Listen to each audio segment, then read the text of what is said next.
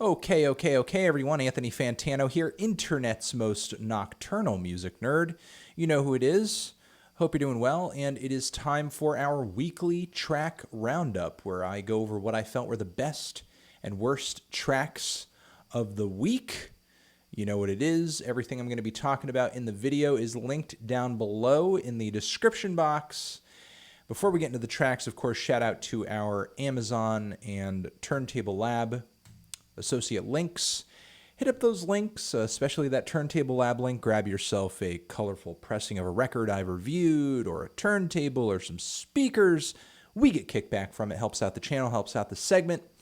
And in a really quick and dirty fashion, let's just get through a few shout-outs. First, I want to shout out Tabby. Has a new single out titled Prequel. New project on the way, I imagine. Sounds pretty cool. If you like your internet hip-hop infused with a bit of internet soul. It's pretty smooth, pretty sweet, pretty enjoyable. Also want to give a shout out to friend of the show, Princess Vitarah. Total rap queen, killing it with this new song about swallowing his kids. That's the subject matter of her new song. It's a total banger. Give it a listen. Also want to shout out the band Pallbearer. They are included on a new sort of Pink Floyd The Wall Redux project where there's a lot of different cover versions of songs, and they do a cover themselves of the track Run Like Hell. So if you're into Pink Floyd, if you're into the doom metal stylings of Pallbearer, make sure you try it out. Also want to give a shout out to Liars and Tropical Fuckstorm. The two bands have come together for a little split of sorts, which if you're a fan of experimental rock, then you should give that a try, most definitely. LCD Soundsystem has a Chic cover out, which you can check out. It's on streaming services now, or rather it's on Spotify anyway.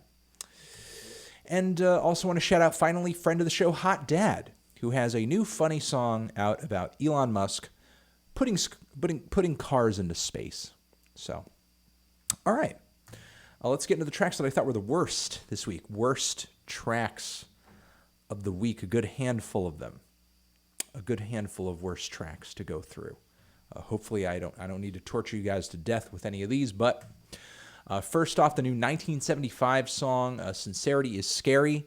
Was a little intrigued by some of the teaser tracks for their forthcoming album, but I thought that this new song over here was absolutely awful, like a really terrible combination of their usual pop rock blend with some really cliched alternative R&B with a lot of hideous vocals on it and very gaudy production. Just, again, did not care for it at all. Moving on from there, Swizz Beatz has a terrible new single out with Lil Wayne. Like, not only is the production very stereotypical Swizz Beatz production, but the hook is garbage, and Lil Wayne does not sound good on this song. Like, he doesn't sound well. He doesn't sound okay. And that does sort of make me worry about the Carter 5 a lot, which is coming out very soon. The Carter 5 is real. It is happening. So I guess keep a lookout for that. I will, however, not be keeping a lookout for any new songs from Swizz Beatz and Lil Wayne, because really, lyrically, instrumentally, on all fronts, this was terrible. Moving on from there, Smashing Pumpkins. They're putting out original material. The band is back together, sort of, partially, mostly. Title of the new track is Silvery Sometimes, open parentheses, Ghosts, close parentheses. And I think Billy Corrigan's voice still sounds pretty decent, but the song and the instrumental are absolutely bland. I feel like I'm listening to the generic pop rock instrumental sitting behind Kelly Clarkson's Since You've Been Gone. This is not the instrumental palette that I wish to hear from one of the greatest bands of the 90s.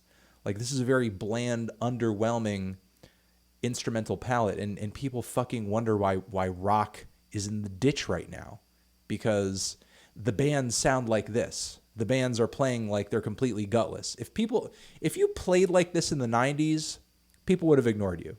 You wouldn't have even gotten on the radio. Nobody would have even acknowledged it. It would have been totally just thrown under the rug. No one even knows it exists. However, people are just like, oh, I'm glad they're still doing things in 2018, and it's just like, no, I'm not applauding for, the fact that you're able to keep it up after you popped a few Viagra. I'm not interested. Not interested. The song really this I'll leave it like this. The song really does feel like substandard pipe. Moving on from there, Rostam, Vampire Weekend fame, still dropping new music, still painfully boring and mediocre, washed out balladry. The vocals are a little better though. There is that. And Khaled, sounding more underwhelming than ever on his new single, Better. It's just really sorry about the switch there. It's just really nondescript, and I have no idea why people get hype over this. It just sounds like R&B elevator music. Yeah, no, just not that interested in this. All right, let's get into the tracks I thought were kind of meh, not terrible, not amazing, but certainly worth pointing your attention to. Starting off with this brand new song from none other than sound sculptor extraordinaire Mr. Tim Heckery has a new album on the way. We have talked about music from this forthcoming record before. This newest song is titled Keyed Out.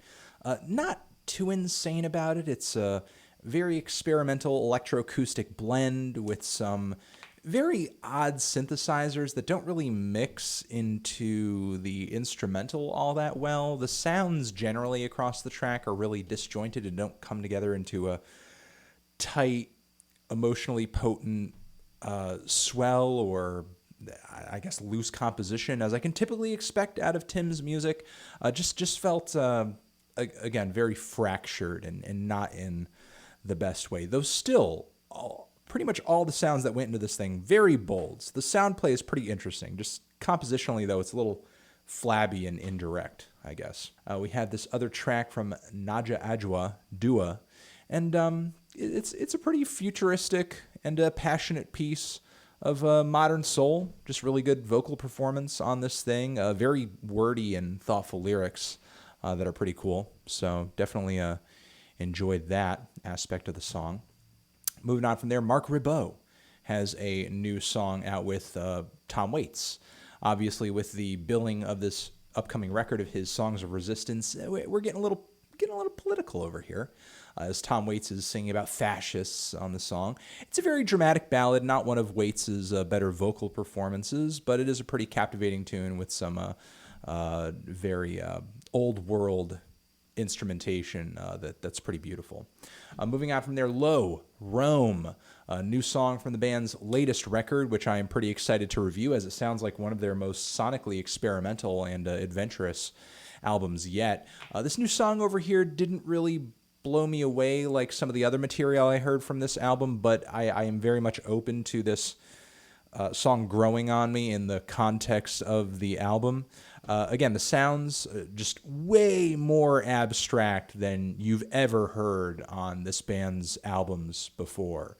It's actually kind of like they're an all-new band. So if you've never really gotten into Low's music before, if you are into sonic experimentation, ambient music, really patient stuff, I think you may dig what the group is doing on this new set of songs on this new album. Next, Health and Soccer Mommy team up on this new single, Mass Grave. It kind of reminds me of some of the electro-goth music that was coming out of the mid to late 2000s. That was pretty cool, and Health certainly contributed to some of that in their own way. I guess you could say this song is maybe a little bit of a throwback to some of Health's dancier singles back in the day. Though I did think the tune and the lead vocals were a little underwhelming, I did think that the instrumental was pretty bitchin', and there were a lot of cool things about it.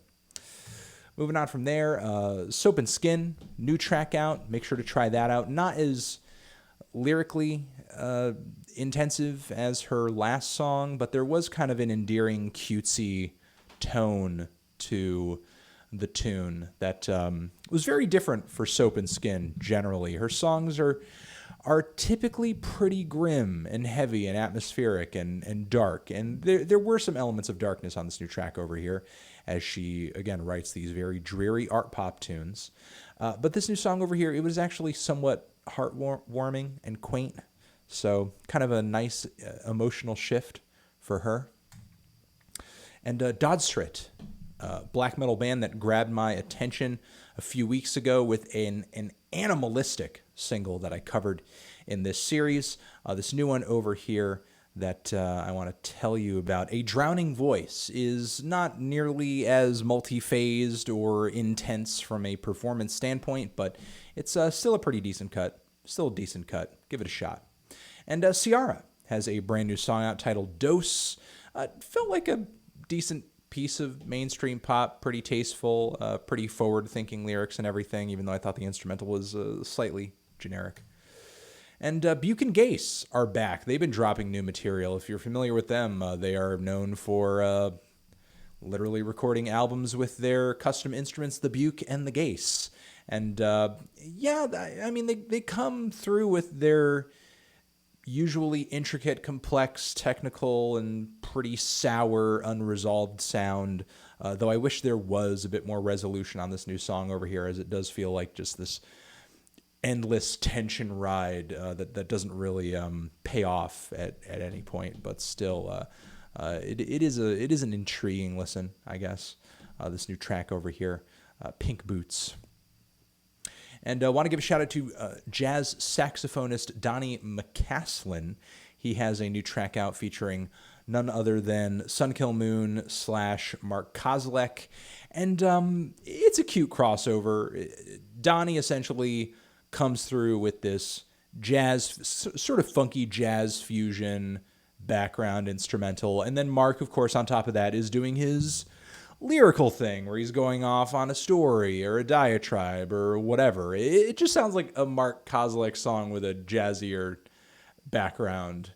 I don't know, within the greater context of Donny's album over here, like what this song really will add to the whole thing, but still, it was pretty interesting to hear Mark in another context and basically doing what he typically does with another artist, because what he pulls off here just seems so personal and so specific to him and his albums that it's sort of mind-boggling that somebody would want him to just like do it on their shit, which does give me hope that one day we will see Mark appear on a rap song, which I would like it to be in such a way where, you know, you have an intro, you have the first rapper, maybe it's a group, maybe it's Run the Jewels, you know, LP comes through, Killer Mike comes through, like crazy intro, banger beat, verse, chorus, and then comes Mark.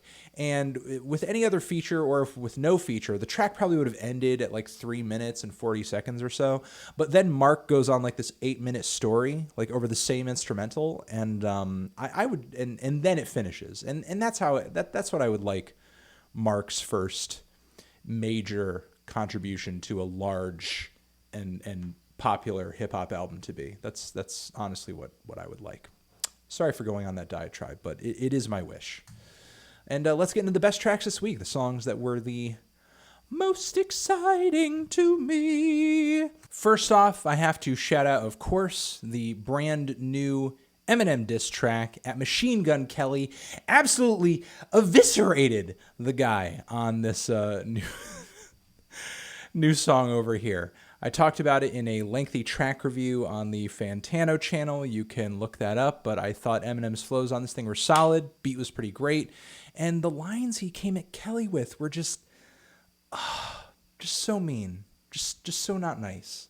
The Machine Gun man bun line, the rhyme about him being willing to suck dick to be Eminem, talking about facts like his highest points are not even going to come anywhere near Eminem's lowest points, and Eminem is essentially giving him a career to destroy it by coming out with this track. It is a nasty diss track. The haters, of course, will not like it no matter frickin' what, and that's fine.